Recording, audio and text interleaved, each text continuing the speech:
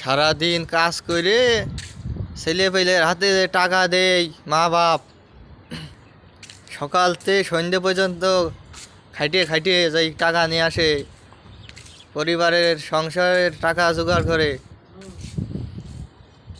এরপরে ছেলেপেলের পরীক্ষার ফি দাও, বই কিনতে হবে, গাইড কিনতে হবে, ছেলেপেলের জামা কাপড় কিনে দাও। এই সব জোগাড় করার জন্য টাকা ইনকাম করতে যায় সকাল থেকে সন্ধ্যা আমাদের খাইতেছে। আর আইনে বোর কাছে ছেলেপেলের কাছে টাকা দিচ্ছে খরচ করতে, যে এই কিনবা।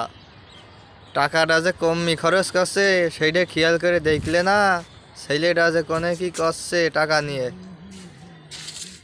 সেইটাও দেখলে না। যে টাকা নিয়ে বিড়ি খাচ্ছে নাকি জামা কাপড় কিনছে নাকি পরীক্ষার ফি দিচ্ছে, খোঁজ রাখলে না। এখনে বোঝো যে শুধু টাকা ইনকাম করলেই হয় না, পরিবারে কিছু সময় দিতে হয়, ছেলেপেলের বুঝতে হয় যে এমন কিছু করবা না যাতে পরিবারের সম্মানটুক নষ্ট হয়। ঠিক আছে? যে এমন কিছু করবা না যে মানুষ খারাপ কয়। এইসব কথা এইসব জ্ঞান ছোটোকালের থেকে ছেলেপেলে দিতে হয়।